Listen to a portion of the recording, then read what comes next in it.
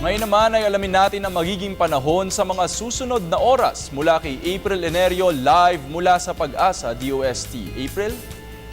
Salamat JC sa ating balita. Good news mga kababayan, wala pa rin kahit anumang sama ng panahon nagbabanta sa Philippine Area of Responsibility ngayong Martes. Ayon sa weather forecast ng Pag-asa, tail end of a cold front lamang ang dominant weather system na nakakaapekto ngayon sa may Central Luzon. Dahil dito, asahan po ang cloudy skies with light to moderate rain dito sa may Bicol Region at mga probinsya ng Aurora at Quezon, habang ang mga rehiyon ng Ilocos, Cordillera, Cagayan Valley at natitirang bahagi ng Gitna Luzon ay makakaranas naman ng magandang panahon, maging handa lamang sa mahihinang pagulan na dulot ng amihan. At ang natitirang bahagi ng bansa, tulad ng dito sa Metro Manila, Visayas at Mindanao, tulad ng ating nakikita ay napakaganda po ng panahon. Asahan pa rin po ang possible localized thunderstorms sa mga susunod na oras. Kaya't mga kababayan, magdala po ng payong saan man ang inyong lakad ngayong Martes. Mga kababayan, patuloy po ang ating relief operations bilang suporta para sa mga kababayang hinagupit ni Bagyong Yolanda.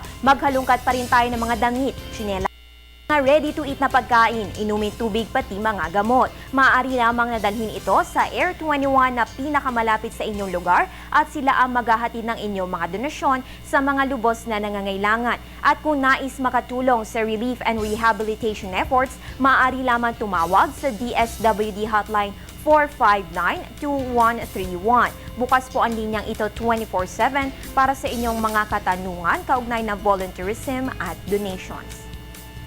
Maging una sa ulat panahon sa pamamagitan ng Panahon TV Facebook at Twitter accounts. Ang tabayanan rin ng aking susunod na update mamayang 3:00 ng hapon. At yan ang latest mula dito sa Pag-asa DOST. Ako po ang inyong weather girl April Enerio para sa Telebisyon ng Bayan.